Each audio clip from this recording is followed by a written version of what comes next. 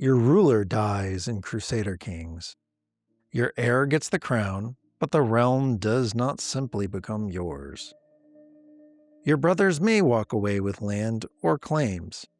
Every vassal recalculates their opinion. The short reign penalty starts doing its work. Is this the start of a rebellion? Now, let's cut to professional League of Legends. Baron is alive, the river is dark. Suddenly, a voice says, "Turn." 5 players either move or the hesitation kills the fight and loses you the game. Now, jump to World of Warcraft. The raid leader starts the ready check. Everyone clicks ready, markers are down, soaks are assigned, interrupts are assigned. 30 seconds later, 2 players move early, 1 healer fails his timings, someone swears their protection buff didn't fire, and, like a lot of my raids, they wipe. That's the problem I want to pull apart. If your title fails to move people at work, confidence is usually the wrong starting point. Maybe you should ask whether people believe your decisions are accurate, or fair, or even enforceable. Crusader Kings shows why authority can exist without cooperation. World of Warcraft raiding shows why preparation can still fail during execution. Professional League shotcalling shows how partial information becomes action under pressure. It's about leaders and followers at the same time. I want to give leaders and followers a cleaner way to influence each other without turning every decision into a power struggle. Let's start with Crusader Kings. Crusader Kings makes rule look less like command and more like coalition management. A vassal is a noble below you. They owe you taxes or troops. They still have land, soldiers, marriages, grudges, claims, and their own survival math. A beginner sees the crown and thinks, "Oh, I'm in charge." But the game answers, of what exactly? You may be king, but a duke can still control territory. A powerful vassal may expect a council seat even when he is terrible at stewardship. A rebellion might always pop up when you least expect it. Formal power is real. The king can grant titles, revoke titles, arrange marriages, use hooks, build alliances, punish disloyalty, or, as I like to do, rule through dread. But, as it turns out, every button has a cost. The crown gives you tools. The realm decides how expensive those tools become. World of Warcraft shows us a different version of the same failure. A raid leader, or a raid leader with officers, can put down world markers, assign soaks, assign kicks, call cooldowns, and decide who gets the battle res.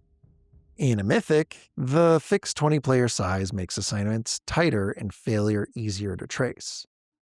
The pull timer still does not create trust. The raid can agree to the strategy and still fail the execution in many ways. The raid had authority. The raid had a plan. The boss still lives and everyone else is at 0 hit points. That wipe forces the question work often hides behind meetings. Was the assignment bad? Was the explanation bad? Was the player underprepared? Was the mechanic assigned to the wrong person? Or was the standard clear and someone simply didn't meet it? Now, let's put our fictional example Rex in charge of a new team. He receives the title, the budget, and the reporting lines. He thinks he inherited control. What he really did was inherit a position. You see, on Monday, Rex announces a new workflow.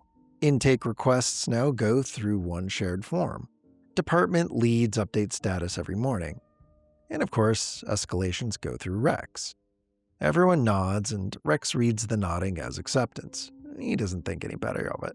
2 weeks later, nobody's following his new workflow. Everyone says yes, but does no. Then a customer request gets missed because the old side channel and Rex's new intake form both exist. Sales asks why the system is breaking. QA asks which record is official. The warehouse just wants to know what to ship. Rex is feeling pretty embarrassed, and I know I've been there before too. He says the thing managers say when they feel control slipping. Oh, people just hate change. And believe me, I've said this too. Then he adds a morning status meeting. Now everyone has the same broken process, plus another meeting about the broken process. Rex is trying to make work visible, but turns out he misreads the room. He looks at the chart and sees disobedience. In my experience, and based on what I've learned, I would ask a colder question. Did Rex create a system people could actually use with people that he trusted and also trusted him? Or did he announce a process, mistake nodding for commitment, then punish the symptoms? You see, sometimes employees resist because the plan is bad. Sometimes they're just protecting their status. Sometimes the expectation is not clear enough to enforce. A manager has to diagnose which one is happening before choosing consultation, explanation, pressure, or consequences. Rex, through one means or another, has been given authority. He can call the meeting, he can assign work, he can create reporting expectations. What he doesn't have yet is practical influence. The team is treating his new process as paperwork around the real work. You can see the same mistake from three angles. Formal power still depends on how people below the leader respond. Let's look at another iteration of this problem. Instead of a slow grind, we'll look at a fast-paced environment. Let's take professional League of Legends shot calling, for example. I want to underline the word professional here. You see, for those of you familiar with League and are thinking, what's the difference between this and solo queue? Solo queue is the wrong lens for this example. As it turns out, solo queue is mostly 5 strangers negotiating blame. So I'm talking about professional league shot calling, where partial information has to become one team action under pressure. In professional league, the calling structure usually belongs to one player supported by a cluster of players who know when discussion ends. The decisive voice comes from inside the team's communication system. A Baron call is a compressed leadership test. Baron is a valuable map objective, but starting it can trap the team. The call depends on so many data points and actions.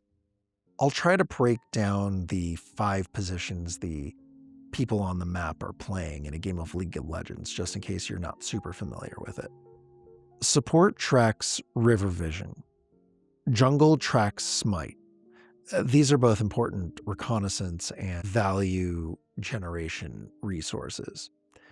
Someone may know the enemy carry has no flash. That means their most powerful player doesn't have a defensive cooldown.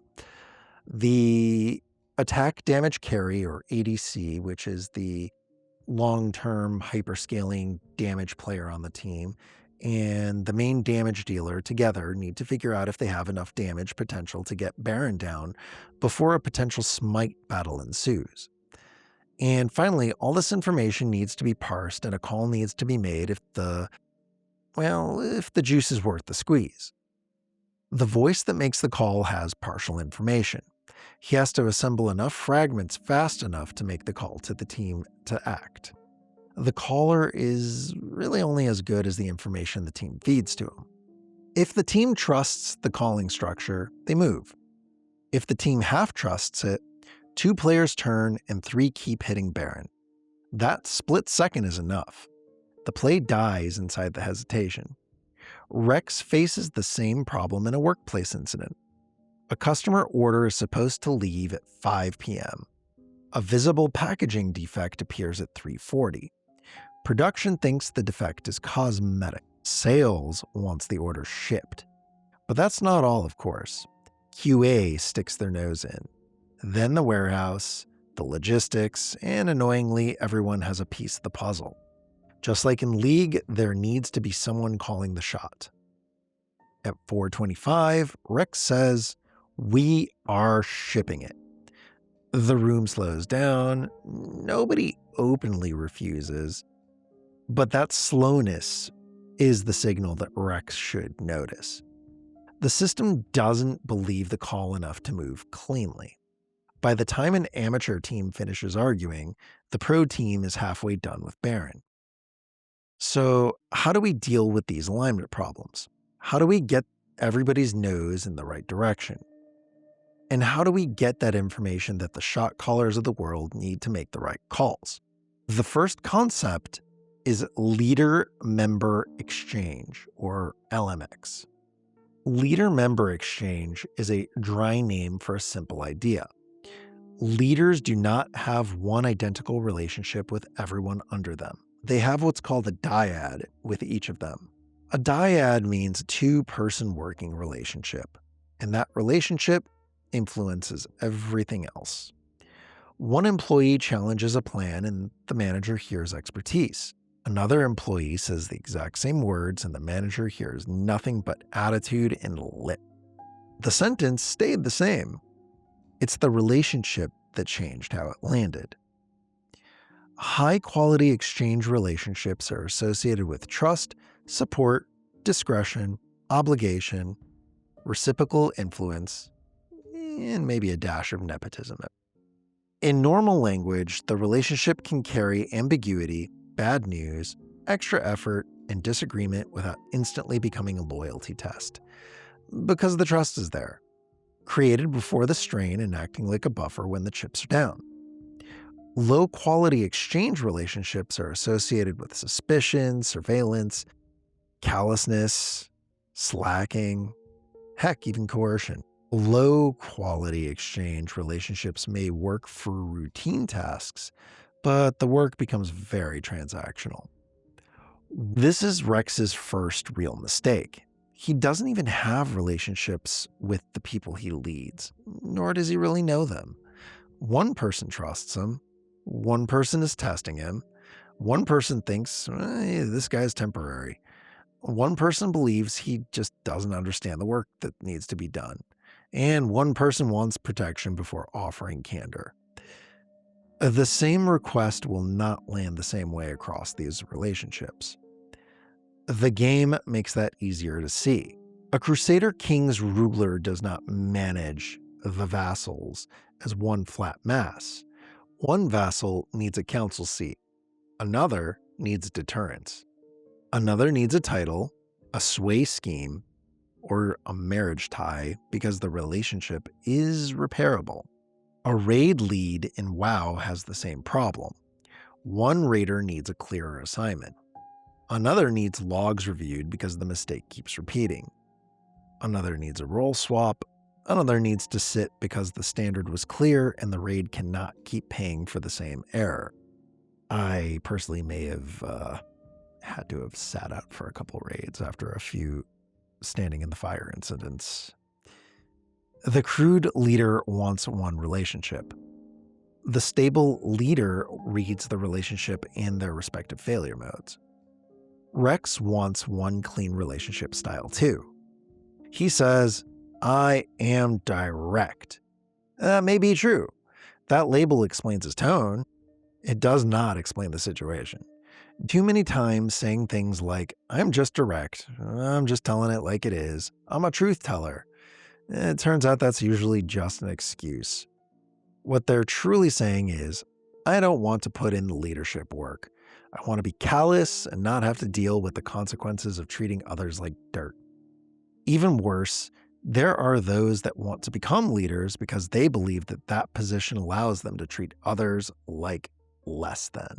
The Tactical Mindscapes advice is be very wary of these people. Directness has a cost. That cost is nearly always worth paying, but you've got to pay it sooner or later. It's not optional. Pay the piper is due. Sometimes the cost for directness is low because it is expected in that sector. In sectors like construction, hospitality, and emergency services, the cost is very low. People in those sectors are very used to directness. If you want to boss people around and be praised for it, go to those places. But remember that even in those environments, there is still a price to pay. Not in the moment when you call the shot, but afterwards. And you better be right when you talk down to your people. In those sectors, your dues become higher the more mistakes you make, and those dues ramp up quickly. That brings us to Kipnis. Kipnis, Schmidt, and Wilkinson studied how people inside organizations influence bosses, coworkers, and subordinates.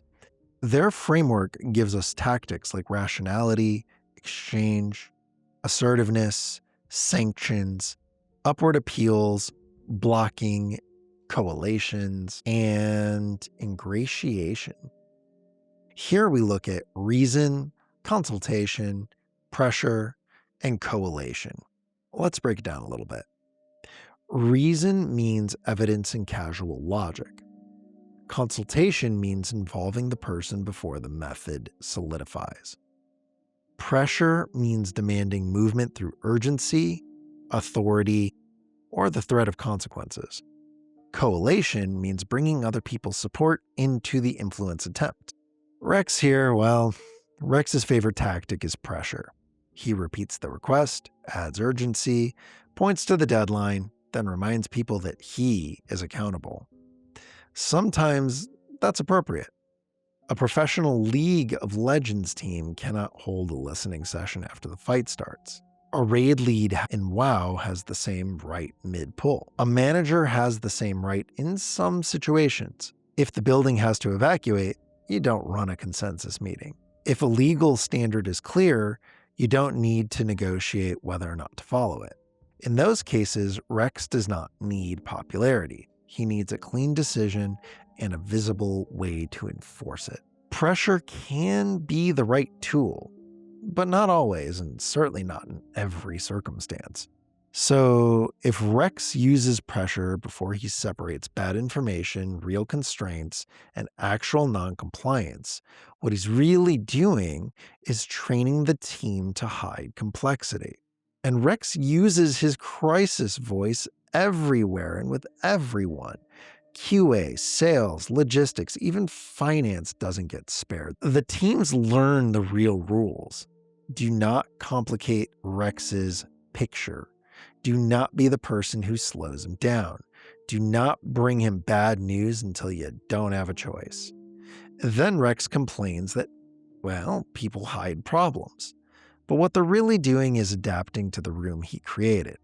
Yuckel and Tracy help separate commitment from compliance. Their field study found that rational persuasion, inspirational appeal, and consultation were the most effective tactics for task commitment. Use that knowledge carefully. Pressure can work. If a rule has to be enforced, enforce it. If a safety boundary is clear, don't hold a vote. If a deadline is real, name that deadline. The problem begins when Rex uses pressure to get commitment. Pressure can make people move, but it doesn't actually make them care about them. A sanction can stop a behavior, but it does not automatically teach people to send better warning signals next time. Consultation becomes important if you want to create commitment. Consultation means the person can shape the method before the decision solidifies. We understand that a lot of consultation is ceremonial. Don't worry, we'll get to that in a little bit. What we'll focus on first is real consultation. A raid lead should consult before a pull, while the information can still be used. For example, he could say something like, if this soak assignment fails again, tell me now whether the problem is movement, cooldown timing, or who's responsible for the mechanic. The raid lead is still just the raid lead. They're just using the raid's information before the pull timer starts. The consultation matters and people feel heard. This creates the commitment that the raid leader seeks. They could still fail, but at least it will not be for lack of trying.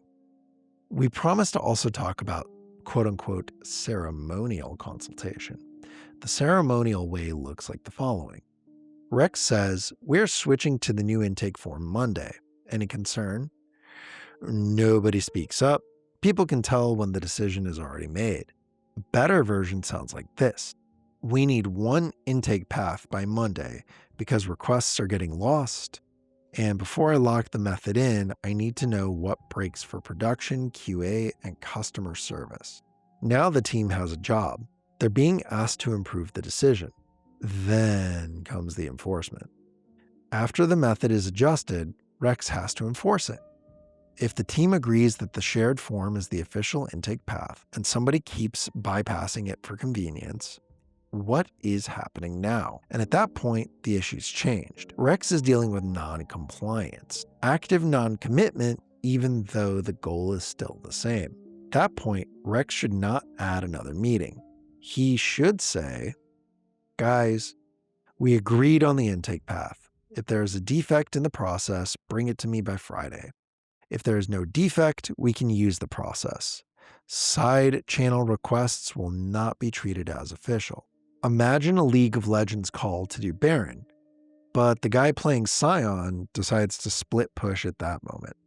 The goal of winning is still the same, but non-compliance can destroy the chance of winning.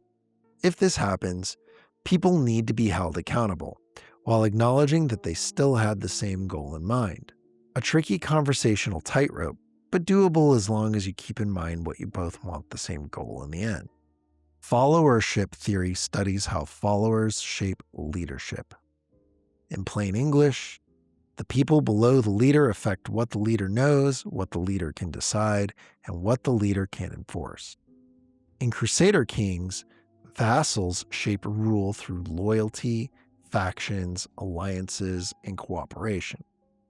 In World of Warcraft, raiders shape the pull by reporting cooldown problems, missed assignments, range issues, and repeated failure points. In Professional League, teammates shape the call by reporting what they see and by executing or resisting that decision. At work, employees shape Rex's leadership by what they escalate, withhold, challenge, and execute. This needs a boundary. I'm not saying employees can always safely manage upwards. As a lot of us kind of realize, power asymmetry is a real fact of life. And as we have seen some managers not really understand the relationship implications of their position. Some employees use, "Oh, I'm just raising concerns," as a way to avoid committing to a decision. So it kind of works both ways. Speaking up is useful when it improves the decision. It becomes an obstruction when it keeps reopening a settled problem without new information. That doesn't mean that an ignored problem by management can never be a problem, but as an employee, you need to be smart about it. For employees, the tool is to make the better decision easier to accept. Name the constraint, give the consequence, offer a path, and know when the risk requires escalation. For managers that use this phrase, "Don't bring me problems, bring me solutions." If you can bring that genuinely, that's amazing. The employee can then find a solution, and you should either help the employee implement their solution, or you should think of another one. Make sure you don't use that phrase disingenuously. Then it becomes a shield as well as a crutch. As an example, a weak upward move sounds like, "This plan is bad." A stronger upward move sounds like, "This plan fails at the packing step. The constraint is labor. My recommendation is partial shipment with customer notice." That version names the failure point, the constraint, and a path Rex can accept without treating the speaker as an opponent. In Professional League shotcalling, this is the teammate who does not yell, "Bad call, no, no." He says, "Not now, no teleport top, wait 10 seconds, then we can turn." In a raid, it's the healer who does not say, "Oh, this strategy sucks." She says, "My external is not back for that overlap. Put me on the next cooldown or call personals there." That protects the call by improving the information underneath it. Constructive resistance means pushing back in a way that opens dialogue, clarifies constraints, or prevents a bad decision. Work has the same timing problem. Before commitment, challenge assumptions. During execution, challenge only if the risk justifies breaking momentum. If the issue is safety, ethics, legality, or serious customer harm, momentum should not be a shield. Ordinary operational disagreement needs timing, discipline. Rex fails because he never defines when debate ends. So the team keeps arguing during execution, or they stop arguing during diagnosis. Both are expensive. He should separate the meeting into states: facts, objections, decision, execution. Based on what I've read so far, high-quality exchange does not give the manager permission to build a private court. Rex should offer people a fair shot at stronger working partnerships instead of protecting a small circle of favorites. If Rex gives early information only to the two people who already agree with him, the team can read the court structure. They know who gets heard, who gets context, and who gets forgiven. If Rex wants more candor, access to trust has to feel visible and fair. Early context should go to the people whose work will be affected. Decision latitude should go to the people who have earned it through accuracy and follow-through. Good faith mistakes should get reviewed far away from the limelight. There is a platitude called communication is key, and as stated, it's nonsense. Around that time you were in a conversation you couldn't get out of, that, whoa, that's crazy for like the 1000th time. Now tell me again how communication is key. What it misses is the trust that is required to make it a transfer of information and connection. If you really like this platitude, or platitudes in general, rephrase it as trust is key.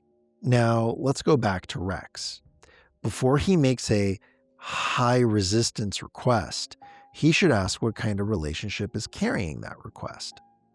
The easy question he needs to ask himself is, does he trust his employees with this? This is always within your control. You should know in which circumstances you can trust your employees. The trickier question to ask is, does your employee trust you with this? That may seem odd to you because of course you can be trusted with him doing the task, but think back to a boss that you didn't trust. We've all had one. Heck, I've even been that boss. If that boss asked you to do something, how did you respond? Professional League of Legends teams need trust because a fight window may last seconds. Raid teams need trust because a wipe can hide the ultimate failure. Work teams need trust because unclear meetings produce fake alignment. The final move is protecting the information channel without turning it into an excuse channel. If you find yourself in a situation where you think to yourself, this is just an excuse, or even worse, excuses, take a step back. This isn't a them problem, it's a you problem. They don't trust you, and you don't trust them. The solution sounds simple, but it's hard. I'll tell you that solution right after I thank everyone in the Discord and in Reddit and everybody else that likes, subscribes, comments, and shares our videos, because it really helps this channel grow and lets us make even more Tactical Mindscapes content for you. So the solution to the trust problem is to restore safety first, then restore trust, and then restore accountability. If you want to know how to do these things, follow me, because we're about to get to all of these. But remember, identifying the problem is half the battle. So, in conclusion, the title gets Rex into the meeting, the relationship gets him the truth, the tactic shapes commitment, the decision rule closes the window, enforcement protects the standard. If I had to compress all three games we've discussed, I'd put it this way. Crusader Kings showed that the crown can survive succession while the realm still makes ruling it expensive. World of Warcraft showed that a clean assignment can still fail if the raid does not understand it, trust it, or faithfully execute it. And professional League of Legends showed that the right call from an untrusted voice may just arrive as noise. And at work, your title can make people listen. It just can't make them believe, warn you early, or commit under pressure. And those outcomes come from the trust you built before the pressure arrived. It's important to remember that leadership is a circle. You talk to these people again and again and again. You shape them, and they shape you. As a leader, choose which ways you prefer to be influenced and communicate those to your people. One of my subordinates gave me the best compliment ever once. He came to me with a problem, a solution, and the data to back it up. I looked at it for like 3 minutes and I said, "Hey, let's do it." He immediately started implementation, but just as he walked out of the door, he said, "Thank you." I said, "For what?" He said, "Well, before I walked through the door, I already knew you were going to approve of this and back me. I've never had that before, and it makes me love working for you." As an employee, try to find out which way your boss wants to be influenced and communicate that to him. My example can be used for the employee perspective as well. My employee stated that he knew that if the data was solid, I would approve it. So he had spent time collecting it before I even asked. He told me after, I agreed with him, and thanked him for that. For both manager and employee, read the relationship. Pick the tactic that matches the resistance. Decide when debate ends, protect the people who bring reality early, and once the call is clear, enforce it. And once you are a leader, remember, the title gets you into the meeting. Credibility is what gets the room to move. And leadership is not finished when you make this call. It's finished when the system actually responds. Please like, share, and subscribe if you found any value in this video. And if you really want to help the channel, click on one of these videos. We'll see you next week. Thanks for watching.